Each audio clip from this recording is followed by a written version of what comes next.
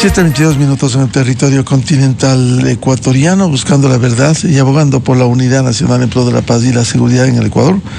Vamos a analizar de inmediato con dos invitados, los penalistas Pablo Encalada y Nino Casanelo, para hablar de la instalación del proceso para establecer los presuntos autores intelectuales en el asesinato de Fernando Villavicencio ocurrido el 9 de agosto del 2023. Ayer precisamente se instaló la audiencia. La jueza de la Unidad Judicial Penal de Pichincha, María Daniela Ayala,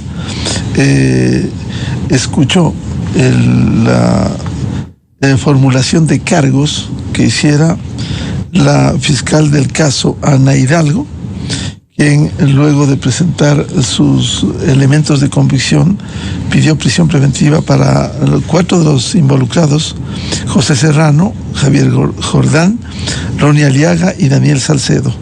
La jueza Ayala acogió los 2 pedidos de detención, el uno contra Ronnie Aliaga, quien está prófugo de la justicia en el caso Metástasis, y Daniel Salcedo, quien tiene 5 condenas, 30 años acumulados, y está preso.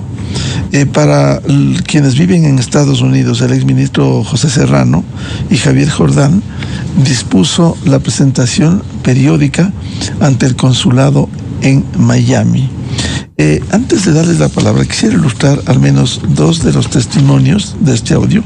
El uno de una de las hijas, Amanda Villavicencio, quien tiene que seguir sufriendo hasta que se encuentre a los autores intelectuales por el asesinato de su padre. Esto dijo a Carlos Vera Rodríguez. Amanda Villavicencio, por favor. Creo que es una primera victoria el hecho de que se hayan formulado cargos ya contra estas personas. Me parece que empieza un proceso de verdad y responsabilidad. Creo que es una segunda victoria el hecho de que nos hayan otorgado medidas de protección para nosotras.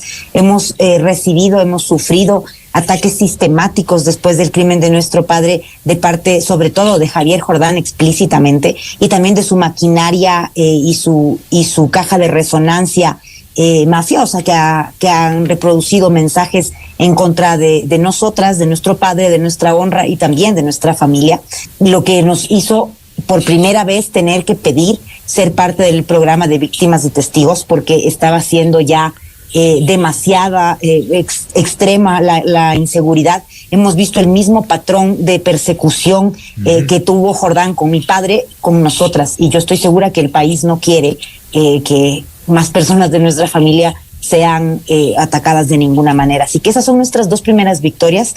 Tengo que decir que fue complejo ver también una fiscalía que faltaba contundencia. Yo creo que para meterse en el trabajo de acorralar a estos personajes, que no son además personas cualquiera, ¿no? Son personas que han tenido influencia política, que han tenido, también son parte de un movimiento político, ¿no? Entonces creo que hay que tener la contundencia que ese caso requiere. Por eso nosotras exigimos a la fiscalía pues que está llevando el caso, la total contundencia con esta situación. Y el otro audio que quiero presentarlo, un resumen de cómo presentó Teleamazonas, el programa 24 horas, sobre esta audiencia. Como si el luto se hubiera convertido en su segunda piel, cargando no solo el peso de su pérdida, sino también el de 2 años de espera por justicia, llegó la familia de Fernando Villavicencio al Complejo Judicial Norte, donde se vinculó al exministro José Serrano, al exasambleísta Ronnie Aliaga, al procesado en casos de corrupción Javier Jordán y a quien ya acumula 5 sentencias, Daniel Salcedo, como autores intelectuales del asesinato ocurrido el 9 de agosto de 2023. Pese a que Fiscalía solicitó prisión preventiva para todos los procesados, la jueza Daniela Ayala únicamente dictó esta medida para Ronnie Aliaga, quien está en Venezuela. Para José Serrano y Javier Jordán, la medida es presentación una vez por semana en el consulado de Miami. Celebramos esta decisión objetiva de la señora juzgadora. El doctor José Serrano resolverá su situación en Estados Unidos y tendrá que presentarse. De forma oral, la fiscal Ana Hidalgo apeló la decisión, pues a lo largo de la audiencia presentó 15 elementos de convicción, entre ellos testimonios anticipados que le permitieron definir los miembros de la estructura que planificó y ejecutó el delito. De acuerdo a su teoría, el ex vicepresidente Jorge Glass está a la cabeza, seguido por José Serrano, a quien desde la policía le informaban el dispositivo de seguridad de Villavicencio y los días en los que salía sin un vehículo blindado. Sabemos y conocemos que hay varios nombres que sobrepasan la decena de policías. Javier Jordán, quien financió la operación, Ronnie Aliaga como el coordinador, pues era el nexo entre la política y los criminales, y Daniel Salcedo como contacto con el GDO Los Lobos. Le ubicó en el sentido como la persona que financiaba el crimen, pero bajo concepto alguno, con ningún elemento pudo enlazar esa argumentación, de tal manera que esa argumentación es ácida, no tiene ningún sustento. En el proceso iremos viendo realmente quiénes son, dónde está la plata, cómo se hicieron los pagos. Por ahora, esa es la teoría que sostiene Fiscalía. Nosotros esperamos que haya una investigación profunda. Dentro de las revelaciones en torno al caso, la fiscal dijo que en una entrevista con el FBI, uno de los sicarios que participó en el asesinato aseguró que el trabajo fue ordenado por el señor de arriba, el expresidente Rafael Correa. En julio de 2024 se sentenció a 11 personas por su participación dentro del asesinato de Fernando Villavicencio. 6 de ellos murieron dentro de los centros de privación de libertad. La instrucción fiscal dentro de este proceso durará 90 días. Esta es la nota que resume el caso. Doctor Pablo Encalada, ¿cómo entender este inicio del proceso con la formulación de cargos por el asesinato de Fernando Villavicencio? Muy buen día. Buen día, Miguel. Buen día, Nino. Qué gusto compartir este espacio. Un saludo a toda la ciudadanía. Bien, primero creo que hay que dejarle claro a la ciudadanía de qué se trata la audiencia que se desarrolló el día de ayer. Después de varios años ya, más de 2 años de investigación, ustedes recordarán que se procesó penalmente a los sicarios, ¿no es cierto?, aunque estos fueron asesinados en la cárcel. Luego fueron procesados penalmente los que estaban en un segundo nivel, quizás aquellos que organizaron el sicariato ya materialmente. Estos también fueron procesados, entiendo que hay una sentencia en su contra, y después de 2 años el Ecuador no sabía, o no sabemos todavía, digamos con certeza, quiénes son los autores intelectuales, ¿no? Los autores mediatos, se conoce esto, es el término jurídico, pero la ciudadanía lo entiende mejor hablando de autores intelectuales. Entonces, lo que ha hecho la Fiscalía es que a partir de toda la investigación desarrollada en este tiempo, considera que tiene ya la evidencia suficiente para presumir que estas 4 personas que han sido procesadas, Jordán, Aliaga, Serrano y Salcedo, son los autores intelectuales del delito del magnicidio, ¿no? El sicariato en contra de Fernando Villavicencio. Y lo que ha hecho el día de ayer es iniciar formalmente el proceso penal en contra de ellos. Esto quiere decir que la investigación va a durar 90 días y luego la Fiscalía, con toda la evidencia, presentará una acusación. Es decir, estamos cerca ya, si bien recién empieza la parte formal ya, digamos, el proceso penal propiamente dicho, estamos cerca ya de poder conocer un resultado final. Digo, cerca, hay que ver los tiempos, quizás 1 año, 1 año y medio por ahí, para tener una sentencia de primera instancia. Pero esto es positivo, más allá del tema de las medidas cautelares, que quizás podemos irlo conversando en el desarrollo de esta conversación. Doctor Encalada, en todo caso, este inicio que se venía dilatando ayer, se quiso volver a dilatar por pedido del abogado de Javier Jordán. Finalmente la jueza se impuso para que se instale y avance el proceso que duraría 90 días, instrucción fiscal. Sí, bueno, estas cosas pasan, ¿no? A veces por abuso del derecho por parte de abogados y a veces porque tienen razón. Los abogados muchas veces tenemos audiencias señaladas con anticipación. Y claro, nos han confiado una defensa y uno tiene que estar presente en las audiencias. Así que, digamos, sobre eso pueden ser las dos posibilidades, ¿no es cierto? Así yo preferiría pensar que se trata de que efectivamente el colega tenía una otra audiencia señalada, porque esto nos pasa generalmente, Miguel, así que no quiero satanizar ese asunto. El tema es que sí, los jueces están para imponer el orden en la dirección de la audiencia. Y el orden es, yo ya les di un diferimiento, ¿no es cierto? Ya no les voy a dar más, y correcto, la jueza, me parece a mí, convocó a la audiencia y ya ese debate, digamos, está solventado, porque a partir de ahora ya son los 90 días y quizás algo que me faltó decir y que vale la pena aclararlo, es que dentro de estos 90 días la Fiscalía todavía tiene la oportunidad de ingresar otras personas al proceso penal. Esto se llama la vinculación. Podría ingresar otras personas al proceso penal y esto ampliaría 30 días más a la investigación. Así sea 1, 2 o 3, porque yo leo, digamos, de la información que ha salido en la audiencia de ayer y se mencionan otras personas. Así que nadie descarta, o más bien es posible, que puedan ser incorporadas otras personas al proceso penal y por lo tanto ampliarse a 30 días más el proceso de investigación. Claro, se mencionó a Jorge Glass, el ex vicepresidente que hoy está preso en la cárcel. También solo un apunte, cierto es que los abogados tienen sus audiencias, pero el argumento por los hechos ocurridos en la anterior audiencia fue por un problema dental del abogado que no pudo asistir. Bien, bienvenido al doctor Nino Casanello, penalista académico.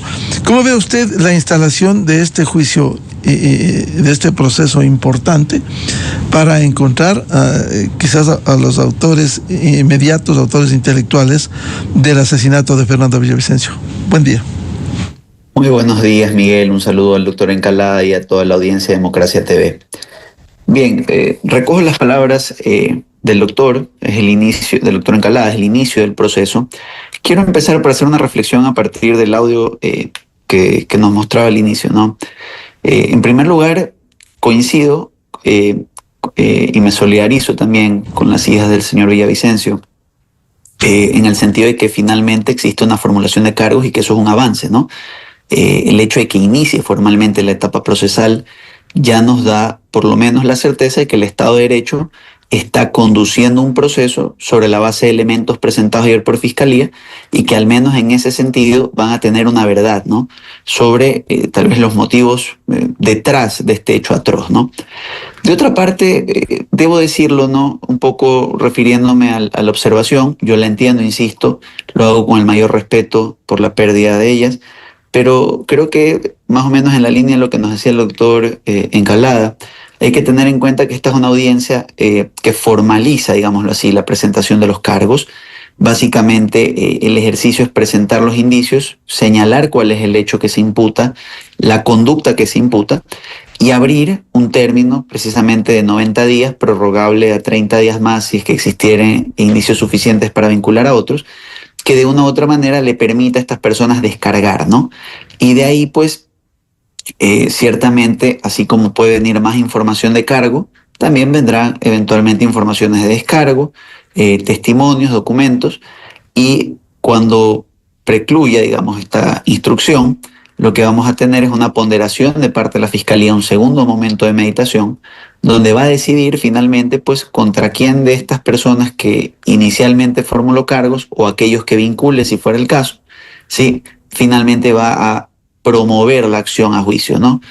Y en este sentido, sin perjuicio que tal vez pues lo vamos a tratar más adelante, quiero de alguna manera referirme también al contexto de las medidas, ¿no? Tal vez en un primer momento y con las discusiones valorativas que pudiéramos tener, pudiéramos creer que las medidas como tal no son de alguna manera satisfactorias. Hay que recordar que son medidas cautelares, lo que se busca es una sentencia, ¿no? Lograr una verdad en juicio sobre la base de las pruebas. Y hay que tener en cuenta que estas medidas alternativas sí nos dan la posibilidad, por lo menos, de que mañana el proceso, al menos referente a los ciudadanos que han comparecido y que podrán cumplirlas, avance sin que necesariamente se estanque producto pues de que se los considere prófugos, ¿no? Entonces esto es muy interesante, importante analizar, además que siempre está la posibilidad de que estos ciudadanos no cumplan las medidas impuestas por el juez, en cuyo caso esto podrá ser revisado. Todo esto sin perjuicio, como ya lo había usted anticipado, de que escuchemos lo que va a ocurrir en la audiencia de apelación, ¿no? Que eventualmente será fijada. En todo caso, doctor Casanello, no es grave escuchar, cierto es que recién se inicia con la formulación de cargos, en etapa de pruebas tendrá que probar la Fiscalía los elementos de convicción que ha acumulado, pero escuchar, simplemente escuchar que al exministro Serrano le informaba a la policía, a un exministro que está en el exterior, Por cierto, insisto, si es que esto se prueba, sería gravísimo, doctor Casanelo. Tengamos en cuenta que la prisión preventiva tiene varios requisitos, ¿verdad?, para poder ser implementada. Efectivamente son los indicios necesarios, probablemente los ha presentado Fiscalía, pero en el medio también está la comparecencia activa al proceso y la valoración de esta comparecencia que haya hecho la jueza, ¿no? Sin perjuicio que, como usted lo sabe, puede ser que la sala en su momento revierta esta decisión y declare que hay lugar a la prisión preventiva por el riesgo de fuga. Lo que digo es que no tenemos que confundir la medida cautelar, y en eso hay que ser claros, con una suerte de fracaso del proceso. Más bien lo que tenemos que procurar es entender que hacia futuro se pueda llegar a una etapa de juicio donde eventualmente, pues, luego de, digámoslo así, el acervo probatorio presentado por las partes, se llega a una convicción, una sentencia. Lo peor que podríamos tener es un procedimiento, pues, que no prospera bajo ninguna arista, ¿no? Al menos sabemos que avanzará, si es que llegara un día a acusar y se llevará a juicio, contra el ciudadano Salcedo, que por ejemplo está ya guardando su prisión preventiva, probablemente se suspenda contra el ciudadano Aleaga, y tendremos ciertamente un proceso en la medida que vayan cumpliendo las medidas contra los otros dos ciudadanos. Si no, se activarán los mecanismos y estos lo que van a permitir es la eventual extradición de los espacios donde estos ciudadanos se encuentren, digamos, para que continúe el procesamiento, ¿no? Doctor Pablo Encalada, usted nos iba a explicar a ver qué significado tienen las medidas cautelares que adopta un juez o una jueza. A ver, cuando se inicia el proceso penal, a partir del inicio del proceso penal se pueden dictar medidas cautelares, siendo la más grave la prisión preventiva y las otras medidas, las medidas alternativas a la prisión preventiva. Y en un caso como este, un caso tan grave, la jueza tenía que valorar dos cosas, esto hay que tenerlo muy claro, dos cosas tenía que valorar. La primera es la alta probabilidad de la condena. Es decir, si hay tantos elementos, tanta evidencia que le permiten a la jueza pensar que es muy probable la condena de los procesados, entonces se cumple con un primer requisito. Y el segundo requisito tiene que ver con la probabilidad de fuga. Entonces, digamos, dicho esto, el segundo elemento a mí me parecía que estaba bastante claro para todos los procesados. Bueno, sacándolo a Salcedo, que ya está en la cárcel, a él necesariamente había que dictarle prisión preventiva. Pero, por ejemplo, en el caso de Jordán es una persona que está prófugo de la justicia. Entonces, el segundo elemento, a mí me parece que es evidente que está aprobado, porque ya es prófugo, ¿no es cierto? Entonces, es obvio que hay casi certeza de que va a fugar en caso de que avance el proceso penal. Porque lo que busca las medidas cautelares es dos cosas también, a su vez, es la comparecencia del procesado al juicio, es decir, que esté en el desarrollo del proceso penal y que pueda ser llevado a una audiencia de juicio, porque en un delito de sicariato no se puede juzgar a los procesados en ausencia. Entonces es necesario que estén vinculados con el proceso penal. Y la segunda finalidad es el cumplimiento de la pena. Entonces, por esto es importante este requisito de el peligro de fuga que se puede acreditar. Así que en el caso del señor Serrano, está preso en los Estados Unidos, entonces también hace pensar que es poco probable que él vaya a venir al Ecuador a comparecer al proceso. Entonces, lo que me queda a mí es, la jueza entonces, ¿por qué no dictó la prisión preventiva? Quizás ella considera que no hay los suficientes elementos, digamos, al menos de la información que ha circulado por los medios de comunicación. Es difícil hacer estos ejercicios valorativos, pero digamos, al menos del señor Jordán, a mí me parece que habían evidencias bastante fuertes, no ahora, sino desde antes había evidencia fuerte, lo cual sí me llama la atención. Me llama la atención, pero bueno, digamos, veamos, habría que leer, habría que revisar el acta de la audiencia, a ver cuáles fueron finalmente esas consideraciones de la jueza, pero que solo podrían estar solventadas en que para ella no hay la suficiente convicción respecto de la participación. Aun cuando usted bien ha precisado el caso de Jordán, ya tiene otros procesos, hay orden de prisión en otros procesos, y en este no se dictó la prisión preventiva, doctor Encalada. Sí, a mí honestamente me llama la atención. Yo pensé que se iba a dictar estas medidas cautelares, pero bueno, la Fiscalía tiene la alternativa de plantear un recurso de apelación. Entiendo que ya lo hizo el día de ayer y esto será resuelto por un tribunal de corte provincial. Así que unos jueces superiores tendrán que tomar la decisión de si la jueza actuó bien o se equivocó al no haber dictado la prisión preventiva. Así que esto todavía está pendiente, ¿no es cierto? Es una situación que se va a resolver por un tribunal superior. Mientras tanto, la investigación, la instrucción fiscal va a continuar adelante y tampoco se descarta que más adelante esta misma jueza pueda ordenar una prisión preventiva en contra de estos dos sujetos. Doctor Nino Casanelo, a ver, este tema de las medidas cautelares, ¿usted cree que debió dictarse prisión preventiva contra Jordán? Como decía el doctor Encalada, ya está procesado en otros juicios, y al igual que José Serrano. Sí, desde luego, las condiciones ciertamente dan para pensar que estos ciudadanos pues no van a comparecer activamente a su día en juicio, a su día en corte. Sin embargo, y ahí sí debo decirlo, al no tener claridad de cuáles son, digamos, en lo personal, en la audiencia, los elementos específicamente aportados por estas partes para acreditar esta imposibilidad de fuga, a lo mejor señalaron que tienen un domicilio específico ya en alguna ciudad norteamericana y que ellos estarían dispuestos a de alguna manera acudir a su juicio, y ese fue un elemento que la jueza valorará y que va a ser objeto de revisión de la sala, ¿no? Lo que yo un poco rescato, ¿sí?, sin perjuicio de esta decisión, es que al menos ha iniciado la formulación, y como bien lo señala el doctor Encalada, sea vía la apelación presentada por Fiscalía o un eventual incumplimiento de las medidas, eventualmente vamos a tener mecanismos, más aún en el avance de las conversaciones en materia de extradición, entendiendo que al menos el ciudadano Jordán y los ciudadanos Jordán y Serrano están en Estados Unidos de América, podríamos apelar a este trámite para una eventual de alguna manera, conminación a que comparezcan al proceso. Pero ciertamente, pues, suscribo plenamente lo que señala el doctor Encalada. Y sobre todo para quienes estamos en la práctica, nos resulta pues bastante raro, en un caso además de esta connotación, que no se haya dictado la prisión preventiva, ¿no? Ciertamente la jueza en su resolución tendrá que fundamentar bien esto, y esto lo va a tener que revisar la sala correspondiente, ¿no? Con los efectos que esto pueda acarrear también, ¿no? Doctor Casanelo, ¿qué sucedería en el escenario que no se presenten en el consulado de Miami estos dos personajes? Quizás por la experiencia que hemos leído del sentenciado Carlos Poli, excontralor del Estado ecuatoriano, allí cuando se le acogió la fianza, le retiraron, no sé si ese es el estilo de la justicia americana, le retiraron el pasaporte. Vean ustedes, siga libre, deje la fianza, pero aquí queda su pasaporte, lo cual es grave como para circular o fugarse de Estados Unidos o a cualquier país. ¿Será que les van a retirar el pasaporte para garantizar la presencia periódica de estos dos personajes? Mire, la medida tal y como fue dictada consiste en concurrir a su sede diplomática más cercana y acreditar su comparecencia.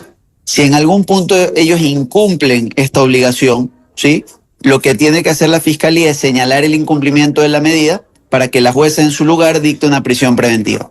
Una vez que se dicte una prisión preventiva, podemos acceder de acuerdo a nuestra normativa de extradición vigente, ¿sí?, a una solicitud formal de extradición para que estas personas además vengan a responder por este ilícito ante la justicia local, pues, ¿no?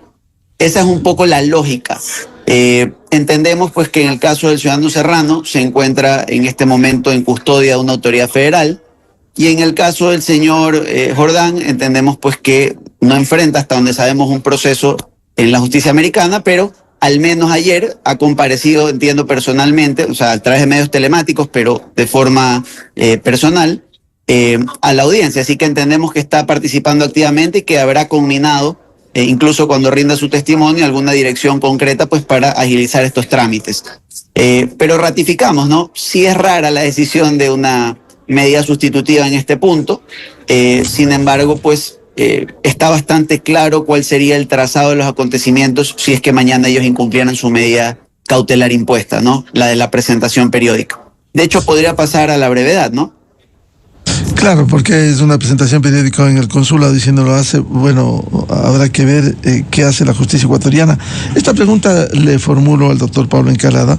¿Qué sucedería en el escenario, en la posibilidad de que incumplan la presentación en el consulado de Miami, Jordán y Serrano? Si se incumple la medida cautelar, de inmediato se van a revisar acá, va a haber una audiencia en la cual se revise la medida cautelar y se va a ordenar una prisión preventiva. Eso es, digamos, algo bastante simple de prever si llegase a pasar. Pero quizás, Miguel, esto que usted preguntaba hace un momento sobre el tema del pasaporte, sí, eso no va a pasar en el caso no va a pasar en el caso ni de Serrano ni de Jordán, porque el tema del quitarle el pasaporte es una medida que toman en la justicia de los Estados Unidos. Ellos no están procesados allá, ellos están procesados en el Ecuador. Por lo tanto, eso no puede suceder. Así que bueno, toca esperar. Yo supongo que sí se van a presentar, ¿no es cierto? Aunque Jordán también tendrá esta preocupación de qué va a pasar si me presento en el consulado cuando tengo una orden de prisión en el Ecuador. Vamos a ver, las cosas tendrán que irse dando. Con un poco de paciencia también vamos a ver el desenlace de estas medidas. En los escenarios, doctor Encalada, cierto es que ustedes no han revisado el proceso, de su experiencia como penalistas, les invitamos a comentar. ¿Es posible que haya un escenario de que pueda caerse este proceso en el tema de acusación de autores mediatos, habiendo producido el asesinato de Fernando Villavicencio? Siempre, Miguel, siempre que estamos frente a un proceso penal, es posible, ¿no es cierto? Porque a los procesados todavía los cobija el derecho al estado de inocencia. Ellos todavía son inocentes. Claro que se puede caer el caso. Uno aspiraría, yo como ecuatoriano, digamos, hemos conversado con alguna gente y recordamos el asesinato de Fernando Villavicencio como uno de los momentos más duros del Ecuador, digamos, de la historia política del Ecuador, donde había una sensación realmente, o sea, de un dolor propio por una situación que deprimió al Ecuador entero, porque fue una cosa muy grave. Entonces, yo como ecuatoriano, yo aspiro a que se conozca la verdad de quiénes fueron los autores intelectuales, digamos, intelectuales como lo conoce la ciudadanía, y que a partir de este proceso estamos cerca de conocer quiénes son. Así que yo aspiro a conocer, espero que el caso que está presentando Fiscalía sea un caso sólido. Pero claro, esto no quiere decir que recién empezando, ya con esa evidencia, tenga ya la Fiscalía para llevar un caso hasta sentencia. No sé si me explico, Miguel, así que yo aspiro que la Fiscalía tenga la evidencia suficiente y ojalá que la familia, principalmente la familia de Fernando Villavicencio, sus hijas y luego el Ecuador entero, podamos tener la certeza de quiénes fueron los autores intelectuales. Ahora hay sospechas fundadas, digamos, antes cuando se leían los chats del caso Metástasis, en donde habían estas conversaciones entre Norero y Jordán, por ejemplo, habían sospechas fundadas de quién puede ser el autor intelectual. Y ahora con más evidencia creo que estas se van reforzando. Pero claro, usted y la ciudadanía tiene que saber que para dictar sentencia ya en un tribunal penal, que es una etapa posterior, estos jueces del tribunal penal deben tener certeza respecto de la existencia de este delito y de la responsabilidad de los partícipes. Así que hay que estar vigilantes y esperemos. La Fiscalía también tiene que hacer un trabajo, hay que ser exigentes con ellos también. La Fiscalía no puede hacer un trabajo a medias, tiene que hacer un trabajo impecable para llegar a la sentencia. Doctor Nino Casanero, lo que le preguntaba al doctor Encalada, ¿hay posibilidad, hay un escenario posible de que se pueda caer el proceso por un lado, y por otro se puede seguir el juicio incluso en ausencia de los dos señalados y que están en Estados Unidos? ¿Puede continuar el juicio o en algún momento puede suspenderse si se va a llegar a una condena si ellos no comparecen a Quito? En este caso no es posible juzgar en ausencia por el tipo de delito, pues no, eso tiene que ser claro, eso va a ser un punto álgido. Ahora, en cuanto a lo sólido del caso de Fiscalía, un poco para que la ciudadanía continúe en la línea que iniciaba el doctor Encalada, se han formulado cargos, los 90 días o 120, dependiendo si hay vinculaciones, van a permitir cargar con más elementos, digamos, probatorios que señalen la posible responsabilidad de los imputados. Asimismo, ellos van a tener la oportunidad de descargar y en el decurso de los hechos podrían darse también alegaciones de violaciones o no al debido proceso. Luego esto pasa a una etapa de filtro ante la jueza, quien va a valorar en forma violaciones al debido proceso y otras, y luego tiene que valorar los argumentos de Fiscalía sobre la base de indicios y los de las defensas sobre la base, digámoslo así, de sus descargos.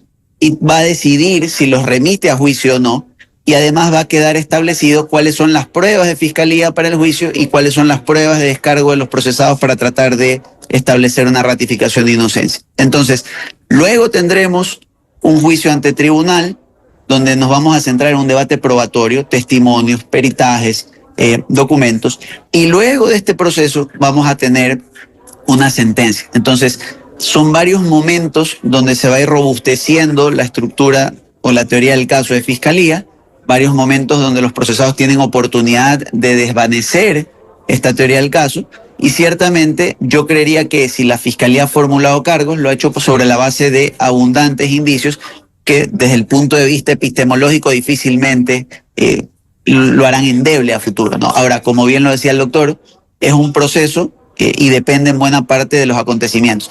¿Qué sí podría ocurrir en función de aquellos que se presenten o no en el día de juicio, o aquellos sobre los que pese una orden de prisión y no se hagan presentes ante la autoridad?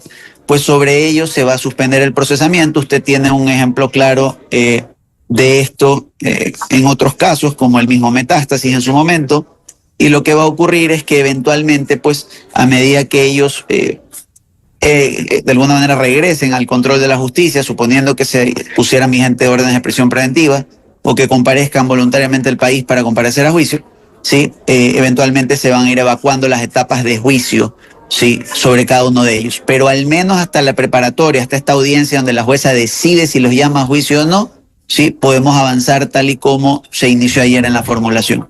Doctor Pablo Encalada, ¿el juicio deberá continuar hasta qué fase, estando en ausencia los dos de los señalados, José Serrano y Javier Jordán? En la gran mayoría de los delitos, la inmensa mayoría de los delitos, estos se juzgan, digamos, no pueden ser juzgados en ausencia de las personas procesadas. Así lo establece nuestra normativa.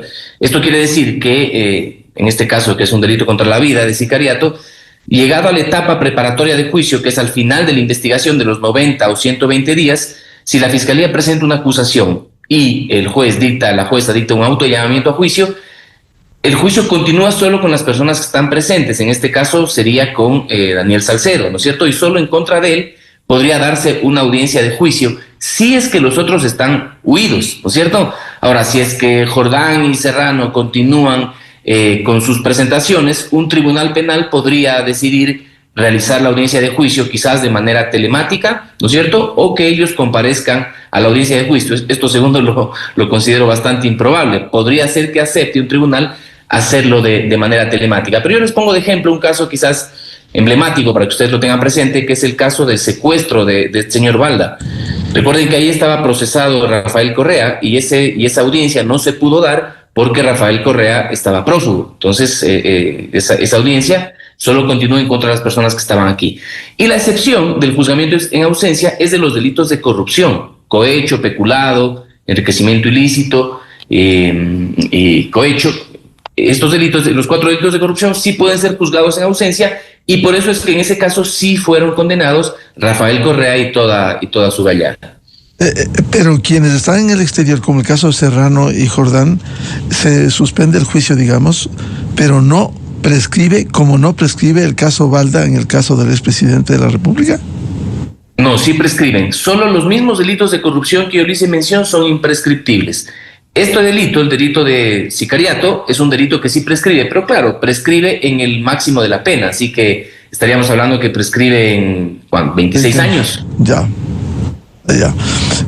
Doctor Nino Casanelo, este tema que planteaba, ¿tendrá que seguir en ausencia? Y quisiera una opinión también. La jueza ayer dispuso medidas cautelares de protección para las hijas y la familia de Fernando Villavicencio.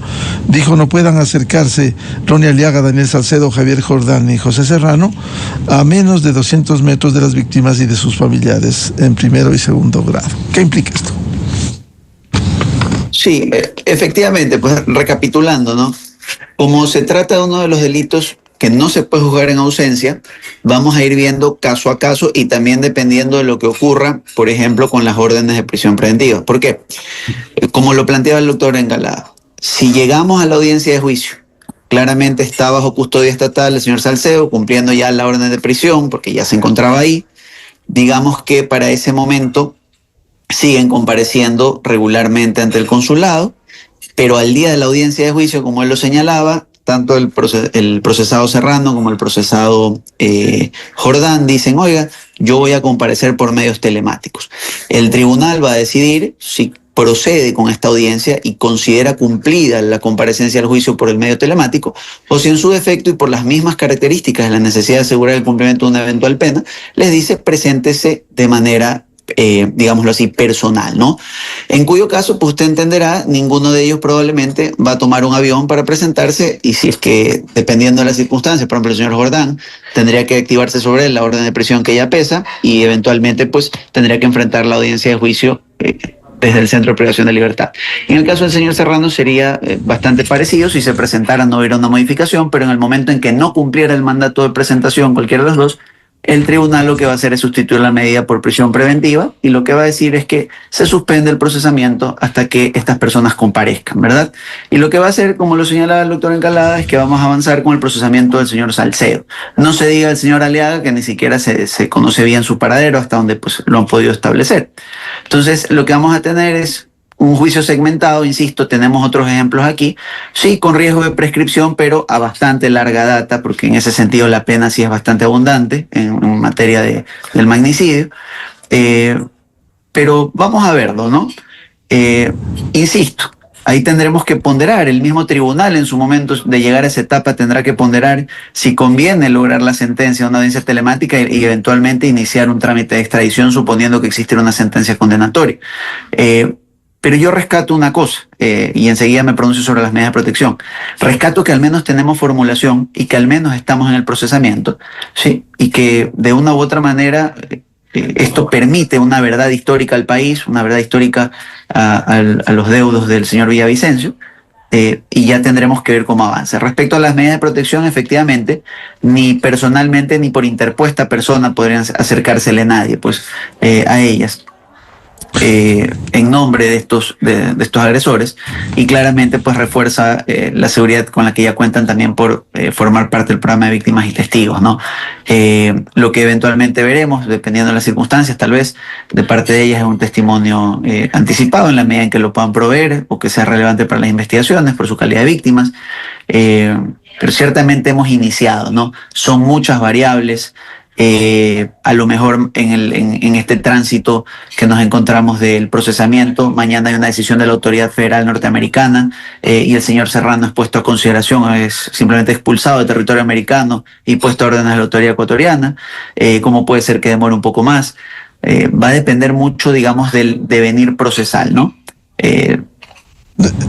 Bien, muchas gracias por ilustrarnos a los penalistas, doctor Pablo Encalada y Nino Casanelo, un tema de interés como la investigación para encontrar a los autores mediatos, autores intelectuales del asesinato de Fernando Villavicencio. Muy amables, doctores Encalada y Casanelo. Gracias, buen día con todos. Muchas gracias. Saludos y un saludo a la audiencia. Buen día. Muy amable. Las 8 de la mañana en el territorio continental ecuatoriano. Vamos a una pausa y ya volvemos con la ministra de Economía y Finanzas, economista Zaira Moya. Vamos a hablar de algunos temas de interés, cómo está la economía ecuatoriana, cifras, empleo, crecimiento, reducción del riesgo país, entre otros temas. Valeria se quedó sin dinero en cuestión de horas. Un correo falso que parecía de su banco decía: tu cuenta ha sido bloqueada. Valeria hizo clic, ingresó sus datos y en la noche comenzaron las compras y débitos.